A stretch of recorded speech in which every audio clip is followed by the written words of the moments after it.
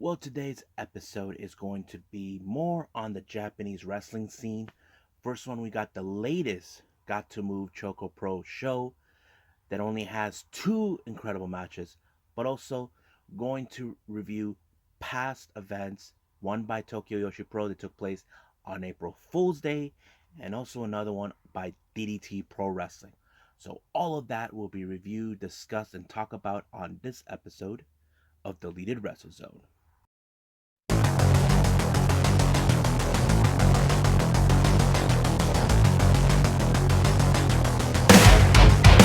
Are you ready? Get up, get up! Get up, get up! Get up, get up! Get up, get up! Get up, get up! Get up, get up!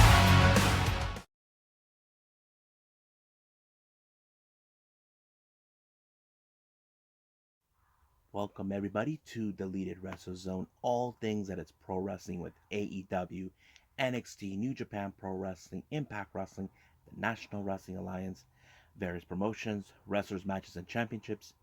I'm your host, Jay, right here. So let's begin with the latest Gatoh Move Pro Wrestling event, ChocoPro number 124. Now, this only has two matches, but this one only had one tag team match and one singles competition match. The first match is a tag team match. First team, we have Sayaka teaming up with Tokiko Kirihara versus the leader of the Pencil Army, Lulu Pencil, and one half of the Asian Dream Tag Team Champions and the Best Bros, Balianaki. Now, you probably asked me, I thought he would team up mostly with Mei Shiruga. Well, recently he appreciates Lulu Pencil, even though that the Best Bros and the Pencil Army have been, how do I say, in odds with each other. But with the events of what happened previously between Lulu Pencil and Chris Brooks, it looks more like Balianaki is showing his support.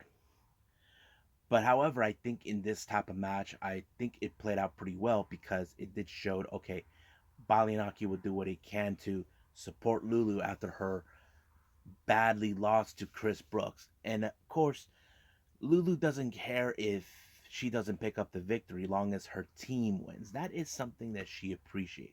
It doesn't matter if Balinaki takes the pinfall or makes a submission, long as her team wins. And it was a good match. There was a bit of a more where Lulu is a little bit more aggressive, but however, it was Balianaki who picked up the victory for it, him and Lulu, and this could be a very interesting storyline that we could see.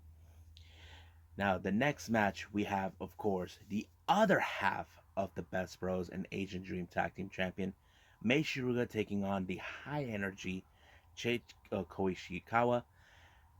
This was also another fun match. You know, Mei Shiruga, there has been times, if you guys pay attention, she likes to be just a little bit aggressive.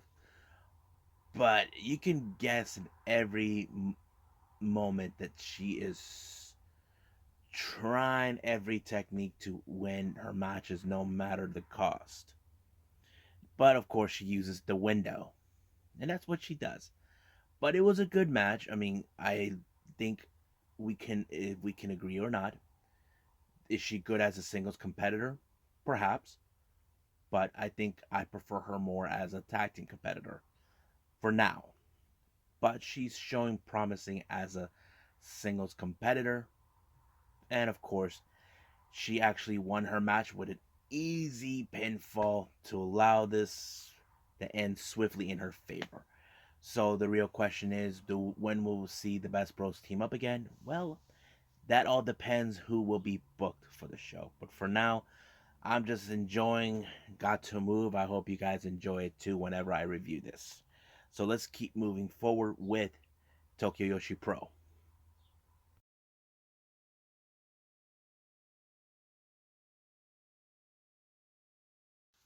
Okay, this next event, this one is from Tokyo Yoshi Pro Wrestling Inspiration number 1. This took place on April Fool's Day in Japan. It was in Shinkuba, something, one of the most popular venues in Tokyo. Uh, for they only had 3 matches in this particular event. I wasn't sure why. I would have assumed they would be like somewhere between 5 or 6, but whatever the reason was, I hope it was cool, or they just had these were just available at the time.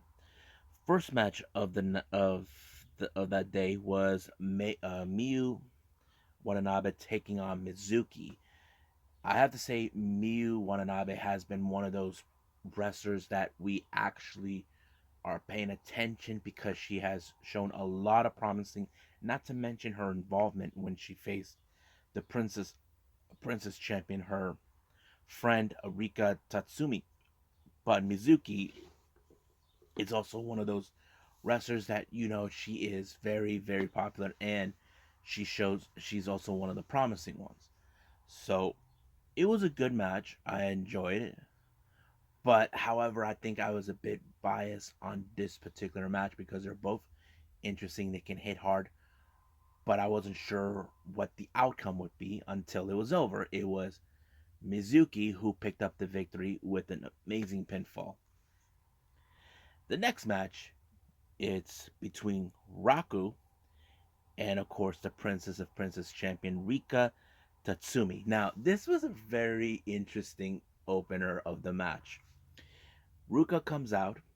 As soon as Rika comes out too, Raku was nowhere to be found. Raku was like nowhere to be found. So she was hiding under the ring.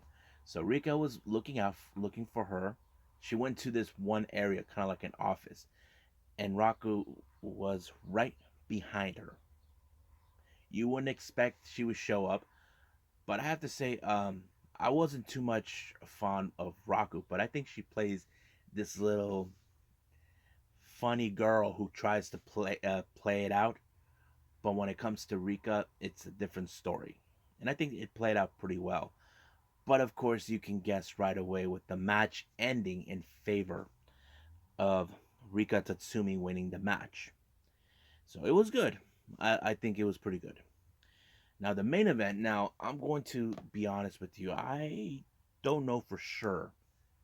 This was a hardcore match. Now I don't know if Tokyo Yoshi Pro has ever had hardcore matches. Now, if you guys know anything about that, if you guys know if these guys ever had any hardcore matches in the past, please let me know because this is the first time I'm seeing this.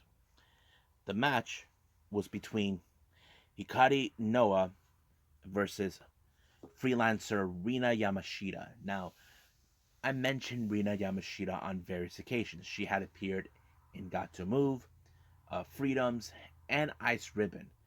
Now, I wouldn't expect a whole lot. I don't know what was the purpose of this match, but it was a very interesting match because I never seen any other Tokyo Yoshi Pro roster members involved in a hardcore match ever. But this is the first time I hear it. Now, like I said, if anybody knows if there's any, if they ever done this in the past, please send me a comment. I'd like to know for sure because this is the first time I'm hearing this. But it was a good match. They had tables, they had chairs. Rena brought some toys from wherever she brought them from, but it was a good one. And of course, I kind of expected this match will fall into favor of the Rena because Rena has more experience in the hardcore scene, and there's nothing wrong with that because, like I said, I don't know for sure if any of the other girls ever been involved in hardcore matches. This is the first time I'm hearing it, but I think this kind of surprised me. And of course, in the post match, Rina gave her respect to Hikari, knowing that she stepped up the plate in a match that she's not too familiarized. But it was a very interesting one, and they shown very nice respect. I'm not sure if this will be the last, but hopefully, if it does, then I'll be ready to watch it. So let's keep moving forward with the last DDT Pro Wrestling.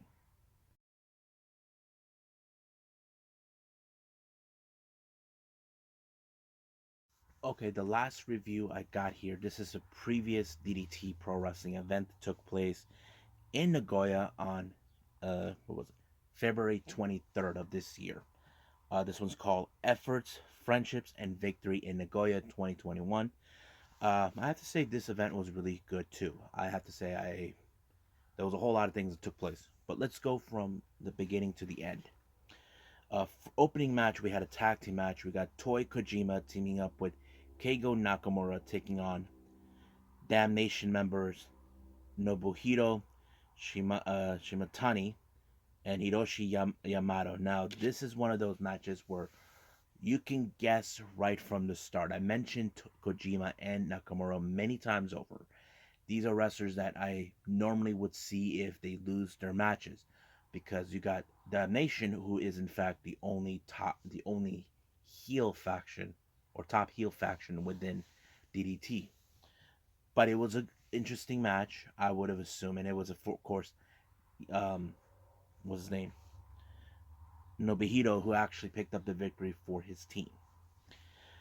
Next match is a intergender tag team match. We have first team Maki Ito teaming with Chris Brooks, taking on Saki Akai from Eruption, teaming with Antonia Honda. Now, this was a fun match. The reason I say this, there are some funny moments in this match, especially when you see guys like Antonio Honda and Maki Ito. They like to throw in a bit of the comedy routine because that's what DDT is all about. The best moment is when Antonio looks like he hurt his knee. And of course, Chris and Maki Ito called out for a stretcher and he was carried away. They're like, bye. So the real question became, does this become a 2-on-1 match, a handicap? Well, it did. Out of nowhere, Antonio Honda shows up, and then he built up this little interesting segment with him and Maki Ito with this thing like an animal. So basically, it kind of went like that, and the match itself was fun. But you can guess right away with the match ending in favor of Maki Ito and Chris Brooks, because Chris Brooks is not only a good wrestler, but he also knows how to throw in a bit of the submission technique.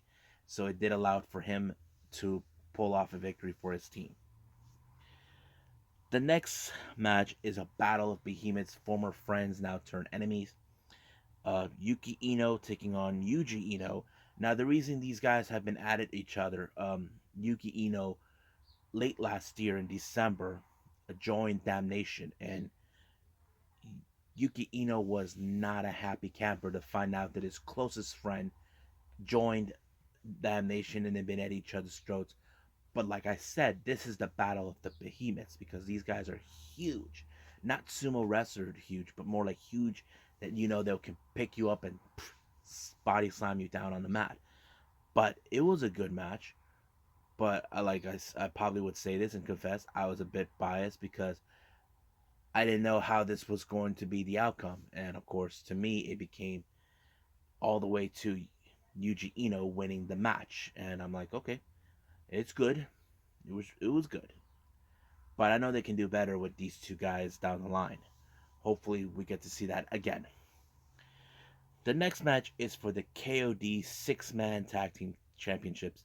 First team we got Shinjiro Tagagi, Harashima, and then Shuko Dino taking on the champions Shota, Kazuki Hirata, and Akito. This was another good match to follow because, as you know, there's a bit of the comedy routine when it comes to both Takagi and Dino because that's what they do. But Hirata, who's been in constant war with Dino many times over, you can guess every aspect that they always throw in the good story that how much they hate each other. But this also led to the downfall of Dino losing the match. So basically, Shota, Hirata, and Akito retained their titles. But however, while they're doing a promo, they received a surprise visit from the only heel faction with the heel faction Damnation. Now, you would have assumed just by watching this, they're just going to beat their butts. But in reality, they weren't. Sasaki, who is in fact the leader of the group, issued a challenge for those titles, and he said that he's not involved. He already announced who would be the competitors for Damnation to represent, to face the champions for those titles. He chose Tetsuya Endo, Soma Takoi, and of course Yuji Ino. So basically, these are the three guys that he chose to face for those titles. But the answer is, will the champions accept? The answer is, they're not afraid to back down from any challenge. Next match, we have Yukio Naya and Toro Owashi taking on Damnation members Matt Polly and Soma Takoi. So basically, it was another. This was, to me, it was a good match.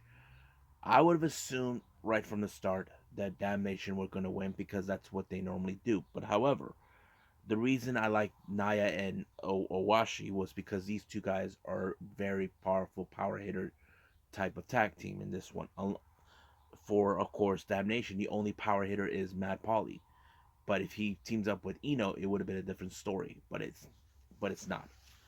But I was surprised that it was Naya who actually picked up the victory by pinning Soma Takoi. I think that I can't pronounce his last name right, but it was interesting. But it ended well. Next match, we have DDT Sauna Club, consisting of Shuna Katsumata and Yukio Ueno taking on Damnation, Tetsuya Endo, and Daisuke Sasaki. Now, this is another interesting match. These guys have faced each other time and time again, especially in the New Year event that when I first reviewed DDT Pro Wrestling. But you can guess right from the start that this would end up in the favor of Damnation, trying to prove how badasses they are, but that's what they did. And it was, I think it was Sasaki who picked up the victory for his team. So Damnation won this match. Next match, we have an 8-man tag team match with first team, the Strong Hearts, consisting of El Lindaman, Shigehiro Iri, T-Hawk, and of course, my favorite, Shima. Taking on Yuseki Okada, and of course, teaming with Junretsu, consisting of Hideki Okatani, Makoto Oishi, and of course, Jun Akiyama. This was also another good match that I enjoyed. Especially there was a bit funny moment where El Lindaman got in the face of Okada and he was chasing him around in circles outside the ring. I thought that was a real funny. It was like a running of the marathon, but it wasn't. But of course, I'm a big fan of the Strong Hearts because I like how they are a very cohesive unit. If you guys ever seen them in any promotion, doesn't matter where, you can tell they're very impressive, and that's what I like about them. And not only that, Shima brought the junior heavyweight title that he won from All Japan Pro Wrestling with him. But it was a good match. But I did like how, but of course, Strongheart took the victory on this one. The main event we have is for the KOD Tag Team Championships. We have on the first team DDT Sauna Club, Mao and Konosuke Takeshita taking on the champions Eruption, Yukio Sakaguchi, and Katsusada Iguchi. Now, this was a really interesting match as well because DDT Sauna Club are been trying to want to win this title, but when it comes to Eruption, these guys take it very seriously. If you ever watch how they portray their characters, Eruption, they don't play, they don't mess around. And that's what I like about this match. But however, I would have assumed we would have got new tag champions. But however, it was in fact what's his name, Iguchi, that picked up the victory by pinning Mao, and that kind of fits in perfectly well. Now in post match, we don't know who would be challenged. Like I said, we just mentioned that the the reigning KOD 6-man tag team champions just received challengers. But their next challenger, well, he just showed up by himself, but no partner. And that person is Arashima. It's still unclear who's going to be his partner. But recently, I did my research. He's normally teamed up with Toru Owashi.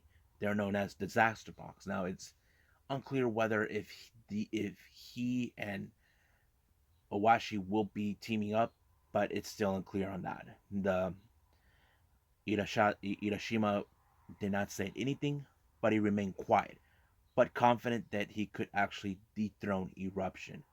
So we just gotta follow more on the DDT shows to see where this leads, and I'll be reviewing much as I can for all of you. Well, I hope you guys enjoy me reviewing these Japanese wrestling promotions. There's still more to come, but right now the next up what was it? Oh yeah, I got GCW, and of course we got the NWA. Now I may not be able to do this video right away. I may do it the following day or maybe late at night. It all depends how this plays out. I may throw in another wrestling event, maybe a Japanese promotion or so you guys can enjoy. I'm still debating on which one that could be. But for now, I'll see you guys in the next DWZ time. Same DWZ channel. I must bid all of you adieu.